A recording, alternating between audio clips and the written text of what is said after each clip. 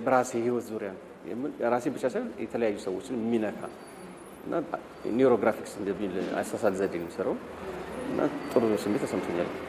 ኤግዚቢሽኑ ዋና ዓላማው እኔን ለመደገፍ ነው። ማለት የቆየ ሕክምና ማለት ትቼ የነበረው ሕክምና በአጋጣሚ የሆነ ሚዲያ ላይ ያዩ ሰዎች ይሄን እድል ብትጠቀም ብትታከም ምናምን አሉኝ። እኔም ደስተኛ ሆንኩኝ።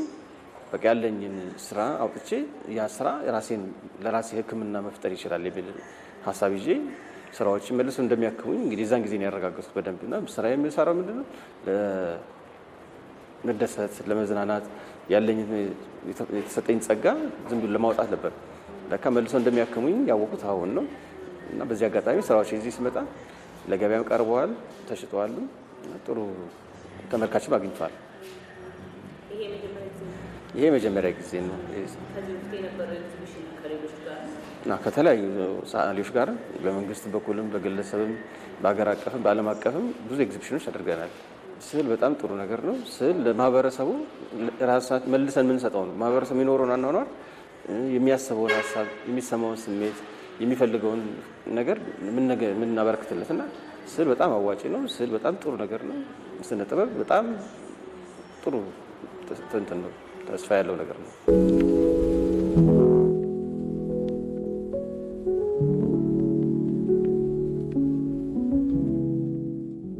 ጥቃቅን መስመሮች ናቸው።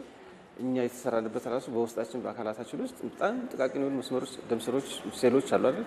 እነዛን በመረዳት የኔን ደግሞ ከውስጥ ወደ ውጪ መኖር እንደምችል ተስፋ ያለው ማከም እንደሚችል እና ራሱ መስመሮቹ ቀን በቀን እንደሚያከሙኝ ነው። ይሄ አሁን ህክምና ሰው የሚያከመኝ ሐኪም ነው አይደለ? የተማረ ሐኪም ነው። ግን እኔ ደግሞ ራሴን በራሴ ነው መከመኝ ነበር። የሚያክሙ ስራዎች ናቸው። ተስፋ የሚሰጡ ራዕይ የሚያሳዩ በቃ ህልም በቃ አይደለ እንዴ ደስተኛነት የሚፈጥሩ ከዛሬ ነገ በቃ እያሻሻለ ቢሄድ ነገር ነው ያለው። መስመሮች ተቀባይነቱ ብዙም አልተለመደም፣ ግን አድናቆት በጣም አለው። ቤታቸው ወስደው ቢያስቀምጡት ከስንት አንድ ሰው ያው በግልጽ የሚነግሩኝም አሉ፣ አልገባንም የሚሉኝም አሉ። ግን በጣም ብዙዎች የተረዱ ሰዎች ከ10 ሁለት ቢነግሩኝ በጣም ትክክለኛው ነገር የሚነግሩኝና የተሰማቸው እንዴት ሰራው፣ ለምን ሰራው፣ ምን እያሰበ ነበረ፣ እዚህ ጋር ምን ማለት ፈልጎ ነው ምናምን ሲሉኝ በቃ ያንን ነው የምፈልገው። እንዲመራመሩ ነው። ለምን አእምሯችን ሁልጊዜ ውድቀትን ማሰብ የለበትም። ወደ ፖዚቲቭ ነገር የሚወስድ መንገድ አሳሳል ነው የምሰራውና ሲመራመሩበት ራሳቸውን እዛ ውስጥ ማቆየት ይችላሉ። ደስተኝነት መፍጠር ይችላሉ። አእምሯቸውን በጣም ንቁ ያደርጋሉ። በማሰብ ነው አይደለ? በቃ እዚህ ጋር ምን ተፈጠረ፣ ምን ለማለት ነው፣ ምን እያሰበ ነበረ ምናምን ሲባል ከስትረስ ሊያወጣቸው ይችላል። እኔም እንዳወጣኝ ማለት ነው። እንግዲህ ዋጋው በጣም ቅናሽ ነው። ከ5,000 ብር ጀምሮ እስከ 70,000 ብር 80,000 ብር የሚሸጡ ስዕሎች አሉ።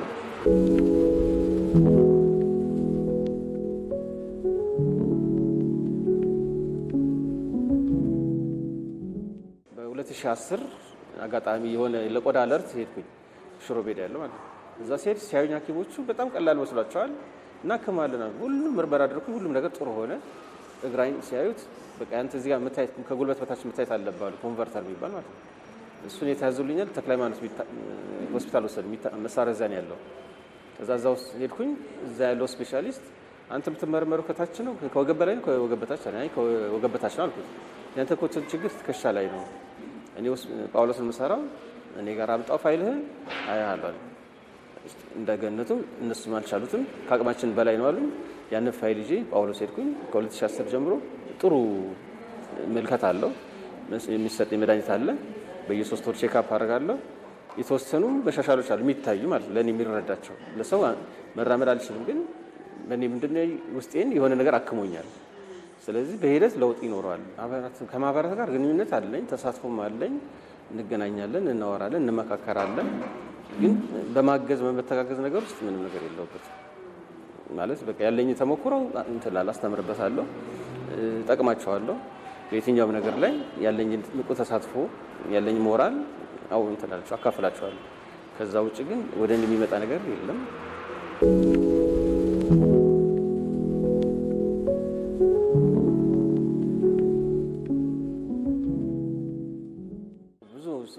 ነገሮች አሉ፣ ብዙ ጥያቄዎች አሉ። ግን ቅድሚያ የሚሰጠው ምንድን አሁን ላለው መፍትሄ ለማግኘት ለሚችለው ጉዳይ ነው። በሆነ ሚዲያ ላይ እንዳልኩሽ ችግሬን ያዩ ሰዎች ተማከሩ፣ ብትድንና ብትታከም አሉ። ደስተኛው ለምን ትቼው የነበረ በቃ ለተለቱ ለውጣን እንጂ ሙሉ ለሙሉ ለውጥ ይመጣል የሚል እምነትም አልነበረኝም። ደስ አለኝ። ተገናኘ ከሰዎቹ ጋር ኮንታክት ፈጠርኩኝ። ያው ኳታር ያሉት ሐኪሞች ዶክተር አማኑኤል ይባላሉ። እነሱ ፈቃደኛ ሆኑ። ኳታር ያሉ ጓደኞቻቸው እነሱም ፈቃደኛ ሆኑ ከኔ ጎን ሊሆኑ። ግን ከኔ የሚጠበቀው ምንድነው እንዳልኩሽ ከ600 ሺህ ብር በላይ ገንዘብ ያስፈልጋል። ያ 600 ሺህ ብር እንዲገኝ የስዕል አውደ ርዕይ ያቀረብኩኝ ኪናክሲዮን ቤተ ጥበብ ተባበሩኝ። ለአንድ ወር የሚቆይ ኤግዚቢሽን መግዛት የሚችሉ ማገዝ የሚችሉ እንዲያገዙኝ በፖስት ካርድም በፕሪንት ተደርጎ ስራዎችን አምጥቻለሁ። እነዚህ ስራዎች እንደሚያኩኝ አምናለሁ፣ እንደሚፈውሱኝ አምናለሁ። ለሰዎችም ተደራሽ ሆኖ ደግሞ ይሄን አደረግንለት ብለው ማስታወሻ ይሆናቸዋል። ታክሜ ስመጣ ደግሞ እንደገና አመሰግናቸዋለሁ እና እነሱም እየጠበቁኝ ነው ሐኪሞቹ እና ቶሎ ቢሆንልኝ ድጋፍ ቢያደርጉልኝ ማንኛውም የሚመለከተው አካል ይሄ ነው በቃ አለ ያገባኛል የሚል ግለሰብም ድርጅትም ማህበረሰብም ካለ በጎኔ ከቆመ እንዲሁም ደግሞ ለምላሹ ለምስጋና ዝግጁ ነኝ። እነሱ በኳታር ያሉት ሐኪሞች ዶክስ ቱሪዝም ሆስፒታል በጣም ጥሩ ቀና አመለካከት ያላቸው በነፃ ሊያክሙኝ ያስበሻል። አሁን የተጠየቀ የነበረው ከ2 ሚሊዮን ብር በላይ ነበር መጀመሪያ። ያ 2 ሚሊዮን ብር 1.8 ሚሊዮን ሆነ። ከ1.8 ሚሊዮን 600 ሺህ ሆነ። በእያንዳንዱ ነገር ላይ ትራንስፖርት ከራሳችን እናደርጋለን። የሆቴል ወደ ሆስፒታሉ እሱ ጥቃቅን፣ ግን አሁን ምግብ፣ ሆቴል፣ ማረፊያ ምናምን እነዚህ የሚያስፈልጉት እና ቀላል አይደለም። እንግዲህ እግዚአብሔር ያውቃል።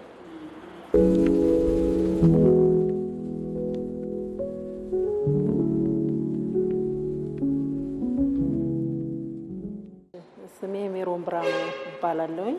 የሳል እስራኤል ባለቤት ነኝ። አዲስ ጉዳይ ይዘን የመጣነው ነገር እንግዲህ እስራኤል አካል ጉዳተኛ ነው እንደሚታወቀው። አካል ጉዳተኝነቱም የመጣው ደግሞ በተኛበት ያለ መነሳት ነው። በሰላም ውሎ ማታ ተኝቶ ጠዋት መነሳት አልቻለም።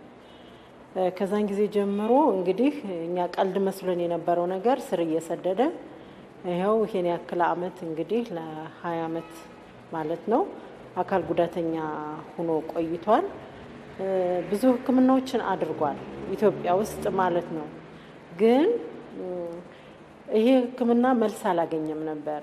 አጋጣሚ ሆኖ በአንድ ጣቢያ ላይ ባለትዳሮች የሚባል ፕሮግራም እዛ ላይ ቀርበን ኢቢኤስ ቴሌቪዥን ማለት ነው እዛ ላይ ያዩ ሰዎች ናቸው እንግዲህ ሕክምናውን ቢያደርግ ጥሩ ይሆናል ምናምን ብለው እነሱ ባመጡት እድል የረሳነውንና ምዕራፋችን ዘግተን በተቀመጥንበት ጊዜ ይሄ ስዕል ወጥቶ ወደ ስራዎችን ይዞ ወደ ሕክምናው ያደርሳል ብለን እነሱ ባሉት መንገድ ስዕሎችን አሁን አዲስ ነገር ብለን ለሕክምናው እንዲሸፈን ነው። ምክንያቱም ሕክምናው መሸፈን ያለበት በስዕሎች። ምክንያቱም አንድ ልጅ ተወልዶ አድጎ እናት አባቱን ይጦራል።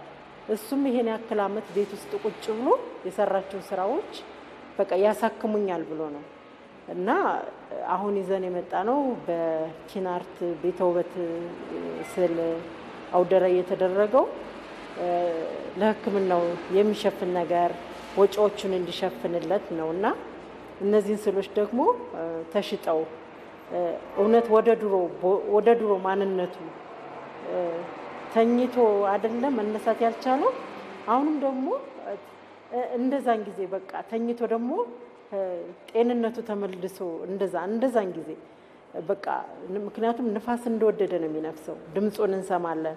ከየት እንደሚመጣ ከየት እንደሚሄድ አናቅም። የሰው ጤና እንደዛ ነውና አሁንም ያ ጤናው ተመልሶ ማየት ስለምንፈልግ እነዚህን ስዕሎች በመግዛት እንደገና ደግሞ ፕሪንት ተደርገዋል ስራዎቹ እነሱንም ደግሞ በቃ በመግዛት በቃ የተተወ ነገር ነውና እንደገና እንዳዲስ የመጣው ጤንነቱ ተመልሶ ለማየት ሁሉም ሰው ቢገዛ ቢደግፍ ደስ ይለናል።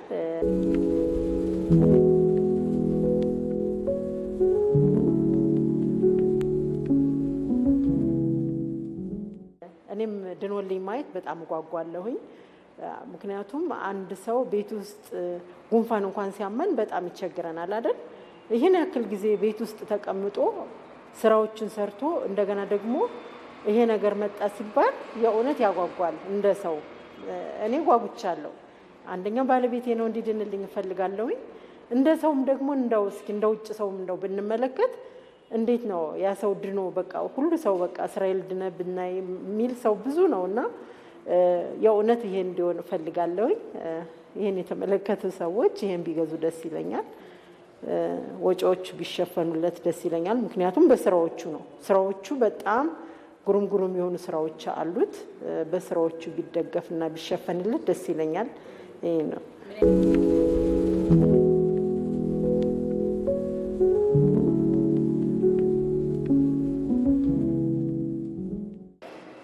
ከዚህ ቀደም ስዕል ኤግዚቢሽኖችን ያደርግ ነበር። የግሉ ይሄ መጀመሪያው ነው። አንደኛ ፐርፐዙም ለዚሁ ስለሆነ ለዚህ ሕክምና ስለሆነ ለብቻው አሁን ነው ያቀረበው። በግሩፕ ግን ሲያቀርብ ነበር። ሂልተንም ብዙ ቦታዎች አቅርቧል። ብዙ ቦታዎች በግሩፕ አቅርቦ ሰርቶ ያውቃል። ምስክር ወረቀቶችንም ከመንግስትም ሆነ ከግለሰብ አግኝቶ ያውቃል። ከውጭም ሆነ ከሀገር ውስጥ አግኝቶ ብዙ ምስክር ወረቀቶች ወደ 17 ምስክር ወረቀቶች አሉት። ምክንያቱም እሱ አምጣ የሚባለውን ለድጋፍ አምጣ የሚለውን መንግስት ይሰጣል። ለምሳሌ ለአባይ ግድብ በግሩፕ ሰርተው ተሽጦ ለአባይ ግድብ ገቢ ሆኗል። ለምዬ ለኮሮና፣ ለጉጂ፣ ለቀይ መስቀል ለተፈናቀሉት እንደገና ደግሞ ድርቅ አፋር እንደገና የነበረው ለሱ ሁሉ የሱ ስራዎች እየወጡ ከመንግስት እጅ ምስክር ወረቀቶችን አግኝቷል። እንደገናም ደግሞ በግለሰብ ደረጃ ራሱ እስራኤል ሊሸጥና ገቢ ደረግ ግንባር ቀደም ሆኖ ያደርጋል። ተሳትፎ አለው። በጣም ብዙ ቦታዎች የተባለውን ቦታ ወደ ኋላ ሆኖ ብሎም አያውቅም፣ ይሰጣል።